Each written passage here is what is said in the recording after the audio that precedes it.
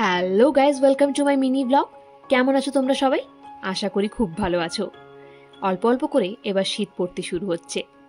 আজ চলে যাচ্ছি আমি সিম পোর্ট করাতে। এই ভিডিও এডিট আর আপলোড করার জন্য আনলিমিটেড নেটের প্রয়োজন হচ্ছে, যেটা আমার কাছে না থাকায় ভীষণভাবে সমস্যা হচ্ছে। তাই আমি সিম পোর্ট করাতে চলে এসেছি। পোর্ট করানোর পরে এবার চলে যাব আমি মার্কেটে। আমার কয়েকটা জিনিস কেনার ছিল। যাওয়ার পথে এই জায়গাটা আমার চোখে পড়লো, একটা ব্রিজ তৈরি হচ্ছে।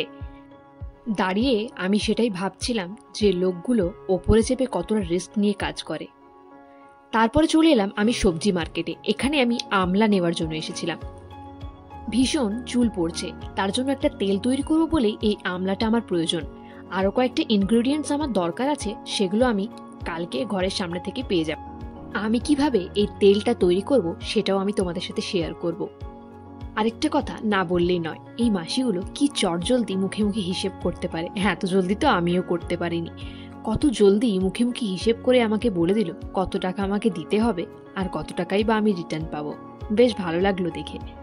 এরপর বাড়ির উদ্দেশ্যে রওনা দিলাম। বাড়ি ফিরে দেখলাম মায়ের রান্না করা কমপ্লিট। আজ বানিয়েছিল ডিমের ঝোল, করলা ভাজা আর গরম ভাত। ভিডিওটা ভালো লাগলে একটা লাইক করে দিও, চ্যানেলটা অবশ্যই সাবস্ক্রাইব করে দিও এরকম আরও ভিডিওর জন্য।